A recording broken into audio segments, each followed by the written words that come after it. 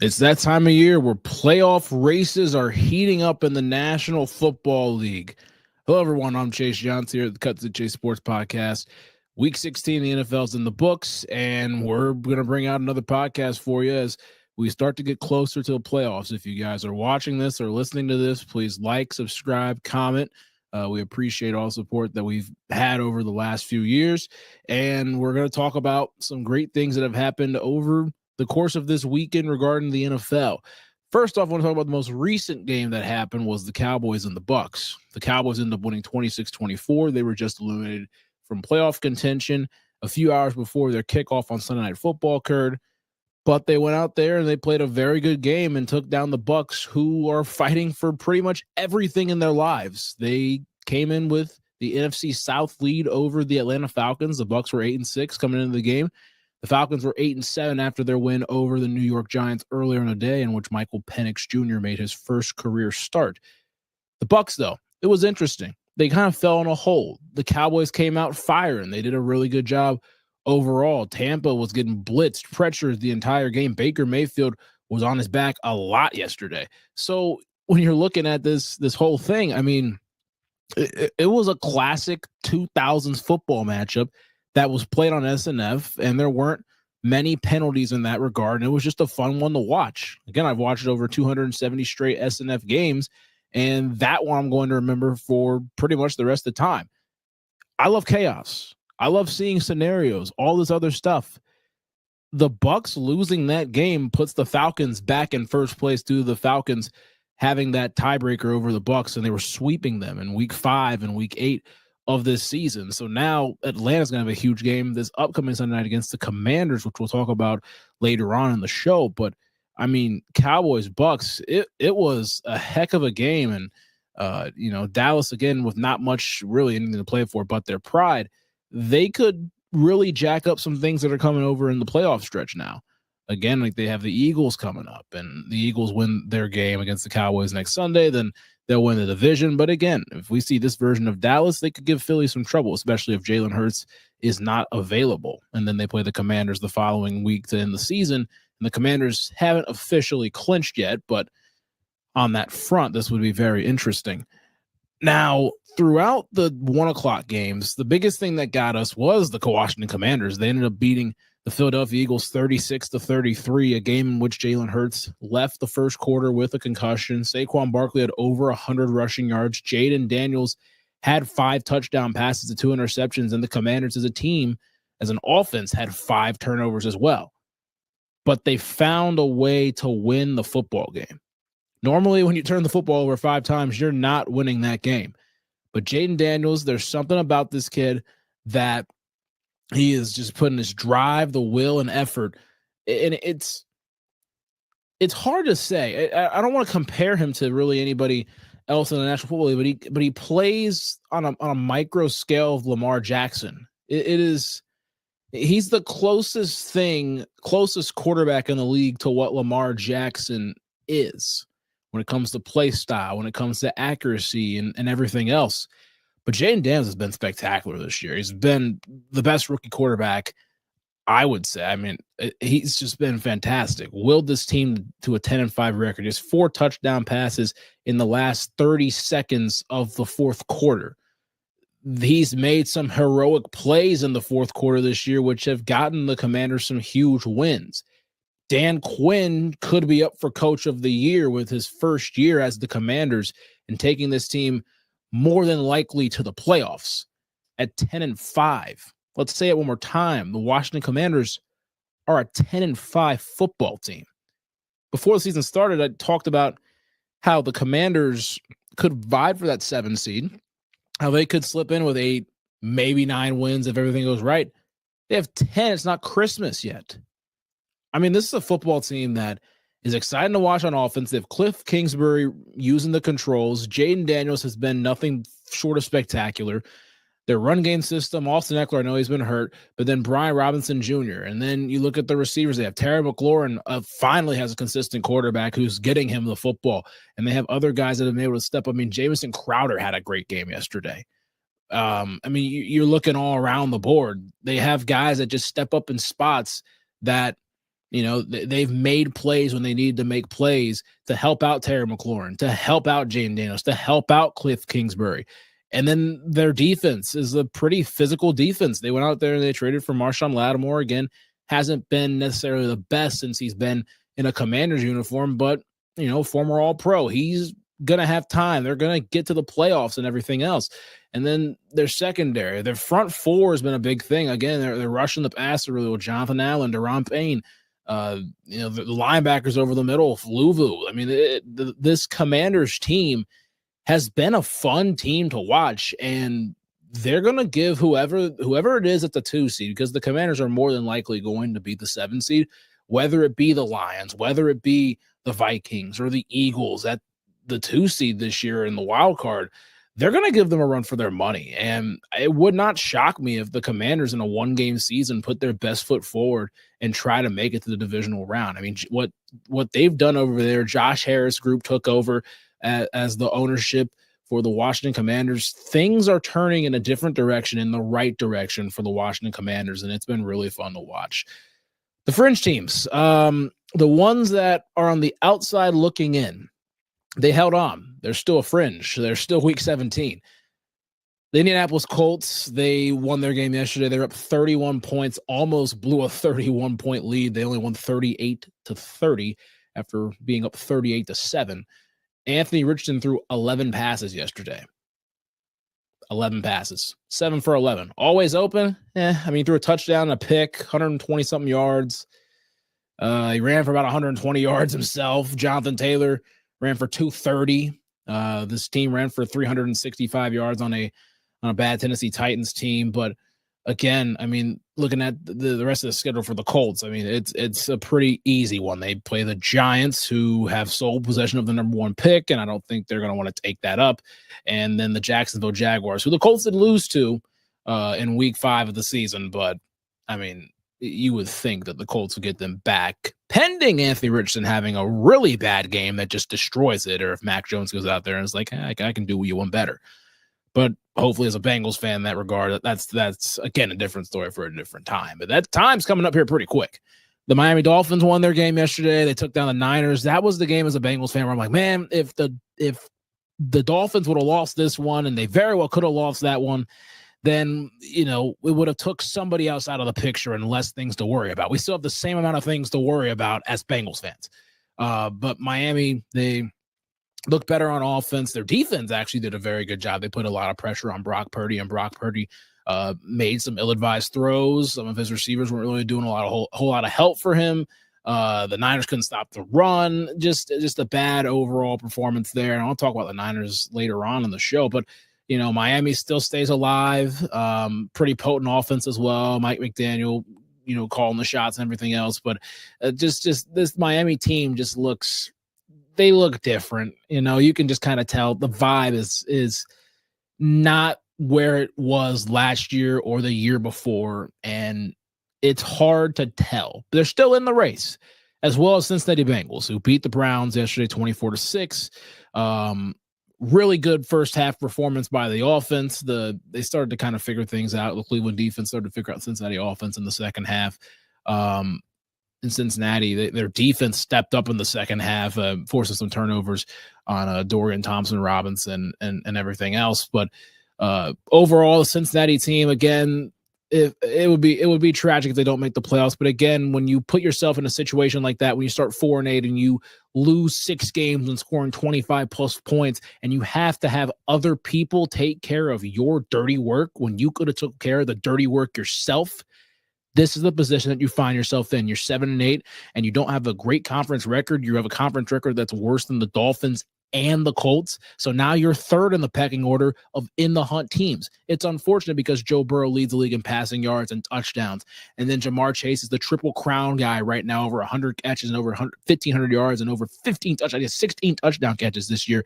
And Joe Burrow, again, like I said, 4,000 passing yards and 39 touchdown passes to 8 interceptions and about a 110 quarterback passer rating, But, they've been fantastic. And when T. Higgins has played, T. Higgins had a touchdown yesterday, and he's he's got about 700 receiving yards on the season, and he's missed 5 games. It's been incredible what he's done in the 10 games that he's actually played in. And Chase Brown has the 3rd most scrimmage yards in the National Football League since week 9, just behind Jamar Chase and Saquon Barkley, who Barkley is chasing 2,000 rushing yards. So this Bengals team is really talented on offense, to say the least. And their defense, again, they've been playing bad teams. You look at the records overall, the Bengals are 0-7 against teams above 500. They're 7-1 against teams that are below 500, so they're taking care of the job that they need to take care of. The one team that they did not take care of was the New England Patriots week 1 because you didn't come out ready to play. And then, again, 0-7 against those other teams. 6 of those games have been one-score games. And I believe 5 of those times, they've scored over 25 points. So it's pretty frustrating as a Bengals fan. But again, you have a chance. They play Denver on Saturday at 4:30. It's going to be a playoff game regardless. It's going to be a playoff game for Denver, obviously, because if Denver wins, they're actually in. If the Bengals win, they're still in this thing. It's a playoff game for the Colts and the Dolphins too, because, they're still watching. If the Broncos beat the Bengals, everyone's done. If the Bengals win, everyone's still alive. So that's going to be a huge game Saturday, and I'm excited to watch how that thing plays out. And NFC West, I think we're starting to gain clarity on what's happening in the NFC West. So yesterday the Rams beat the Jets, and they beat the Jets, I'm not going to say handily, 19-9. They were down at 1.96. The Rams didn't look great, but they did enough to get the victory in cold weather in New York against Aaron Rodgers. On the flip side, Seattle had to welcome in a 12-2 Vikings team who was a wild card team at the moment. Seattle gave them a game. They had a lead for like 20 seconds in the fourth quarter. It was 27-24. The Vikings ended up winning. Seattle's had the weirdest season, I think, one of the weirdest seasons I've ever seen. They started 3-0, went to 4-5, went to 8-5. Now they're 8-7.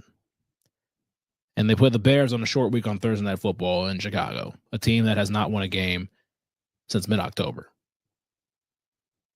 Also, Caleb Williams hasn't thrown a pick since their last win.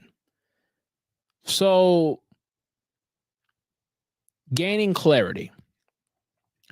Seattle's going into even colder temperatures possible the day after Christmas against Chicago, against a Chicago team that they can get hot offensively. They can have times and spurts where they get hot. Seattle's just been so inconsistent overall as a team. And if they lose, Rams have a huge game on Saturday night against the Cardinals. The Cardinals are now eliminated from playoff contention, so there's also part of your NFC West clarity as well. If the Cardinals would have beat the Panthers like they were supposed to beat the Panthers, then you're looking at a big-time game between the Rams and the Cardinals, and it's just straight up mano-a-mano, who wins, why, and then we go from there. And now you have, 3 teams that are battling for a championship in the division. But we're starting to see this thing kind of split apart. Rams and Seahawks play each other week 18 in Los Angeles. Possible Saturday night football for the division if Seattle takes care of their business. If Seattle takes care of their business, then you're going to have an NFC West championship game on either Saturday, January 4th or Sunday night, January 5th. Probably Saturday night, January 4th, if that's the case. So Seattle wins, they're playing for a championship. We're getting to that point in the season where those implications are going to play like that. The Rams, again, they control their destiny. They're a very good layered team with Matthew Stafford and Cooper Kupp stepping up when he needs to. Puka Nacua has been really well. Kyron Williams has been fantastic. The offensive line's done a great job protecting Matthew Stafford. The defense is young, but the defense has made necessary strides in these games. So the Rams aren't somebody you want to see in the playoffs. Again, you're a top 14 team in the NFL. You don't want to see each other in the playoffs, but once there's 14 teams, your odds are you're going to run into each other. But the Rams are an interesting one because at the moment they're 9-6 and they hold the 3 seed, but they're 3 games behind the Eagles for the 2 seed. There's a big drop off there. But again, if the Rams get hot, continue to stay hot, stuff could get very, very interesting. At one point, the Rams were 4-5. They're now 9-6. They've won 5 of the last 6. And you don't want to see this team in the playoffs, is all I'm going to tell you. They've won a Super Bowl before. They're trying to go do it again. Now, the playoff picture as a whole is interesting. Looking down at it. In the AFC, the Chiefs are 14-1. God knows how they're 14-1. He does know how they're 14-1, actually. 11-0 one-score games. Again, you give credit when credit's due, because if you get a little bit of a break and you take advantage of the break and you do the necessary things you do to win a game, there you go. The Chiefs have done what they need to do to win 14 games. Are they as good as... Are they really that good? Well, they have 14 wins, but are they truly that dangerous? No, they're not. But again, if you keep finding ways to win, that's all you can say. But I'll go out and say it sounds like it's a stupid thing to say, but they're the worst 14-1 team. Again, you say 14-1, you're like, man, well, they're 14-1. This is a very flawed football team. Very flawed. Have a very good, they have a good defense. Good defense. Good pass rush. Young corners on the back end that are aggressive. Play their principles. If the right team comes in there and they play a very good football game and don't put it in the hands of the officials, then whoever it is could win a football game. A 1-game season. But yeah, the Chiefs, I don't think they live to the 14-1 record. Bills 12-3. The Bills have flaws too. I will say the Bills are a good football team. They're explosive, but they also have flaws. They barely beat New England yesterday, but again, they're still a very good football team. Steelers 10-5. They missed George Pickens badly. They'll probably get George Pickens back here soon.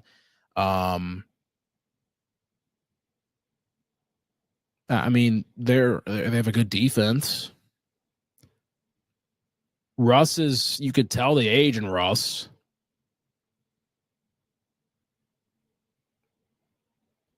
I mean, I don't know what more to say about the Steelers. I mean,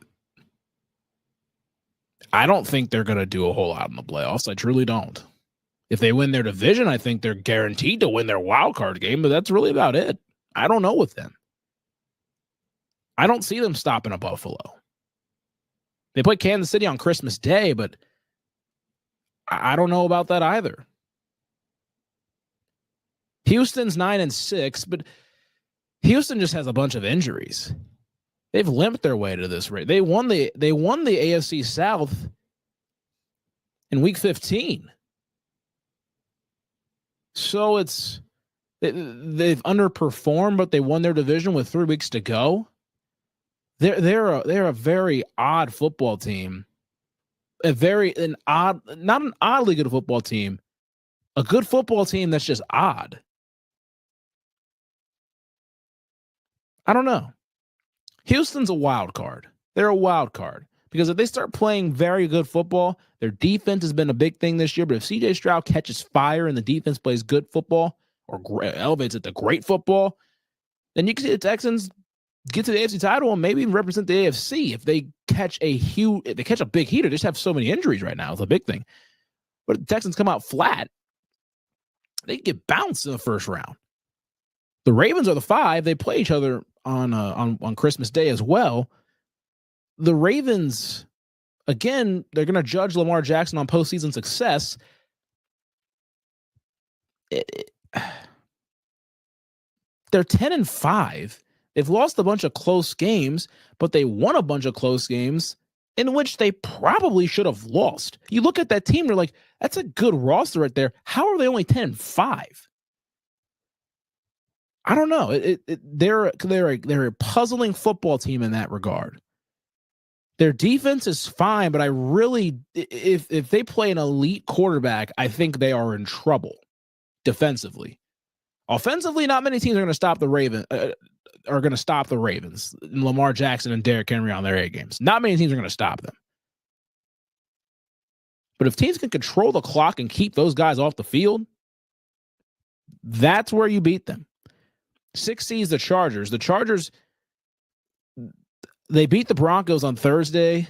Chargers play a very pedestrian style of football, but it's gotten them 9 wins, and Jim Harbaugh's done such a great job transforming this roster and this identity of the Chargers. Used to be just high-flying offense, just throw it around the yard. Now they hand it off 30 times a game. Once they get J.K. Dobbins back, hopefully for the playoffs for them, Gus Edwards as well. They throw the tight end a lot. Ladd McConkey over the middle. Quentin Johnston, when he catches the football, is the wide receiver in the National Football League when he catches the football. So they're an interesting team as well. I mean, they could give someone a run for their money in the playoffs. And then Denver's a 7. Bo Nix has played a lot better than everybody anticipated, but he's in a great system with Sean Payton. And Bo Nix, not trying to be funny, he's like 24, 25, but he plays like a veteran. He does. He's seen a lot of stuff in college football. It translates very well in the NFL. It's a great play caller and coach. And they have a run game. A rookie quarterback to lean on a run game with reliant receivers. They're not over the top crazy. Cortland Sutton's a good receiver. Troy Franklin he played with in college. And they have a great defense. That's the build of what you would want a rookie quarterback to go into. It doesn't always happen like a Jaden Daniels where he completely changes the entire team. If you have a good pass rush in the National Football League, that offsets a ton of stuff. If you have a quarterback, an elite quarterback and a good pass rush in the National Football League, a lot of things can happen. A lot of good things will probably happen for you if the ball bounces the right way for you. Colts, Dolphins, Bengals follow right after. We'll see how that plays out. They're all 7-8. NFC, Lions are 13-2. They have a ton of injuries, but the Lions still keep finding ways. They just played their second outdoor game of the year. Their third outdoor game of the year is next Monday night against the Niners, a game which they really need. They need the 1 seed. They need to play these games at home in Ford Field. All I'll say. Eagles 12-3. Again, they fell to the Commanders yesterday. Saquon's been fantastic. AJ Brown has been very good. Devonta Smith dropped the ball, and the one time he really dropped the ball, it's just crazy that happened to be then. They got to figure out what's going on with Jalen Hurts. If they walk out there, Kenny Pickett going forward, they're not doing anything. Rams, we talked about the Rams already. The Falcons making themselves in the fold. They play a huge Sunday night football game on the 29th of December in Landover, Maryland against the Commanders. Michael Penix Jr. versus Jaden Daniels. My, oh my, that's going to be a fun one. I cannot wait for that. 2 rookie quarterbacks with playoff implications on the line, and Michael Penix Jr.'s second start of his career. He didn't play. He completed 66% of his passes against the Giants. But again, he did what he needed to do. Falcons are an interesting team. They get the explosive plays going with Penix throwing the football, and the defense keeps stepping up. This could be fun. Vikings, weirdest 13-2 football team in the league. They love the blitz. They can run the football pretty well. Sam Darnold has made some great plays. He stepped up in the pocket and does a lot of stuff. He's so comfortable under the Kevin O'Connell system. Minnesota's a good football team. And I'll tell you this, before the season, I did not think they were going to be. They haven't had a season where they haven't had a stretch where they've gone 3 years in a row of a losing record. I thought this year was going to be 2 years in a row of losing record, considering what 7-10 last year. Man, was I wrong.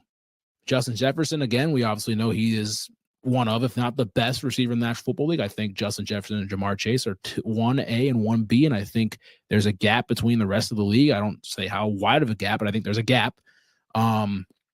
Jordan Addison's been really good as a 2. TJ Hawkinson has come back off the injury and done a really good job. Aaron Jones has revitalized himself and has stayed healthy. And then again, like defensively, they rush the passer, they blitz a bunch. They're good against the run. This is a fun football team to watch, and we'll see how it plays out. They could win the division. They could get the 1 seed. They're 13-2. someone in the NFC North, if both of these teams win their game next week in week 17, one of these teams is going to be a 14-3 wild card team, possibly going into Atlanta or Tampa, who's going to have 9 wins, possibly 9 wins. Unreal. What a weird schedule and slate that would be. Packers 10-4. They haven't played yet. Monday Night Football coming up against the Saints, presuming a win, but we'll see. Green Bay's a tough one. You don't want to see Green Bay on the road. If Green Bay 10-4, maybe 11-4 after this one, if Green Bay goes to Los Angeles, Green Bay beat LA earlier in the season, but again, that was a pretty good football game. I would love to see the second coming of that game. Would be awesome. Jordan Love's been great, especially during Toyotathon. I saw that. Everyone's seen that. Josh Jacobs has been a completely different element to this Green Bay offense. Christian Watson is averaging like 40 yards a catch since like week 7. Jaden Reed needs to step up, because if he steps up as well as Christian Watson doing his thing, this is a very lethal receiving core. Dontavian Wicks. Wicks has done he's an unsung hero for this team. I really like Dontavian Wicks. Romeo Doubs, we'll see what goes on with him. The Packers have a pretty good core. Jordan Love has been playing some really good football. The defense has done a great job. They've gotten after the passer. Last week against the Seattle Seahawks, had 7 sacks. They get after the passer, and they've done such a really good job, especially on the back end. Xavier McKinney, up there in the league in interceptions, doing his thing. Washington, we talked about them. Washington's a good football team. Tampa's on the outside looking in. That loss to Dallas yesterday was brutal for them. Brutal. Fun game to watch, though. Seattle, we talked about them too. They got to figure it out. They need to figure it out, and they need some help. So I'll say this: my biggest surprises and disappointments of the season. The Vikings at 12-2, again, like I mentioned, I didn't 13-2, excuse me. I did not expect them to do this. No one did. It was either Sam Darnold or JJ McCarthy. Sam Darnold is going to lead at the moment, a 13-2 Vikings team to the playoffs. We might be saying Sam Darnold is the quarterback of the number 1 seed in the NFC sooner rather than later. We might be saying in the next week that Jared Goff and Sam Darnold are playing for the number 1 seed in the NFC. Whoever would have thought to say that? Insane. Commanders 10-5. Great football team. They're not even great football. They are exciting football team. Didn't expect this from them. Kind of talked about this earlier. Could give someone a run for their money. Denver 9-6. Didn't see that coming from them. 5.5 total. 5.5 wins was their mark this year per Vegas, and they crushed that. Wow. Did not expect that from Denver. Really didn't. Those are the 3 surprises I have. The disappointments this season. I'm going to start first off the Cincinnati Bengals. Wow. Brutal. Brutal. They're 7-8 right now. They're still in the mix, but brutal. 2-6 when scoring 25-plus points this season. Well, now it's probably 4-6, but at the time it was 2-6. How do you have 6 losses when scoring 25-plus points? You beat the bad teams, you lose the good teams, and the one bad team you lost to, it haunts you. You start 0-2 for the 5th time in 6 years under Zach Taylor. It's unfortunate. Not unfortunate. That's a problem on the coaching staff. There's no way you should be doing this every single year, especially with Joe Burrow as your quarterback. The Bengals have the leading passer, leading receiver, and the leader in sacks on their team, and they're 7-8. Depressing. We'll see how it plays out, but depressing. The Niners, injuries. That's injuries. Injuries and not being able to close out games in 1-score games has been their thing. Been rough for them. Ayuk getting hurt, out for the year. Deebo Samuel off and on hurt and unproductive. Christian McCaffrey right from the start. That was unsettling. Trent Williams been off and on. Nick Bosa too. Dre Greenlaw didn't get back till week 15. It was too late.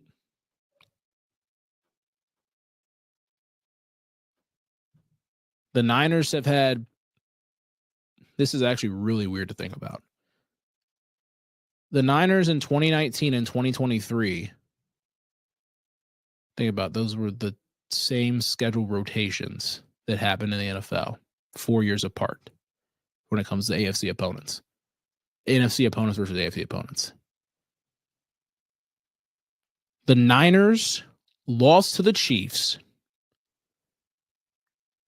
in the Super Bowl in 2019, 2020, and 2023, 2024, while holding a 10-plus point lead in the game. The Chiefs come back and win it. Might I add, they were both wearing the same uniform combos in that game. Go into that same calendar year in an election year. Injuries, underperforming, missed the playoffs. The Niners finished 6-10 in 2020. They're 6-9 right now. They play the Lions and they play the Cardinals. They could end with 6 wins like they did in 2020, or they could end with 10 losses like they did in 2020. One of the two is going to happen. How oddly similar is that? Election years, am I right? Make the Niners great again, Nick Bosa. And then the Jets. The Jets, man, that was just weird. Like,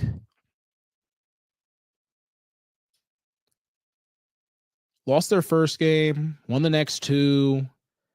Oddity against Denver and lost. And they're lose a bunch. They fired Robert Saleh. Ulbrich is their interim head coach. Sunday Night Football, they trade for Davante Adams. He makes his debut on Sunday Night Football. Everything's looking swimmingly and fine for the Jets. Then the Steelers just turn it on with Russell Wilson in his debut game. The Jets just plummet. I mean, plummet. And they haven't recovered at all. Garrett Wilson wants more than likely out of New York. We don't know what Aaron Rodgers is going to do next year. Davante Adams changes his mood more than a teenage girl every 5 minutes. Sauce Gardner's on an island, but no one's visiting the island. Woody Johnson looks at Madden overalls before making trades.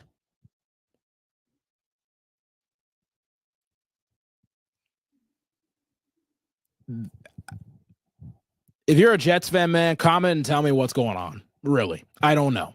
And you probably don't know either, but yeah, I feel sorry for you. That's going to do this for the episode, Week 16 NFL recap.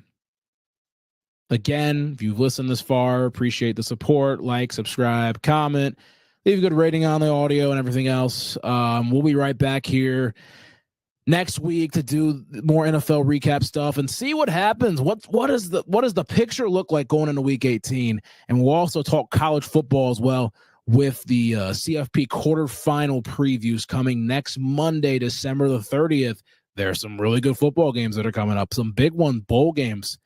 Excited for it. Brady and Matt will be back for those ones. That being said, I'm Chase Johnson. We'll see you guys next time here on Cuts to Chase Sports.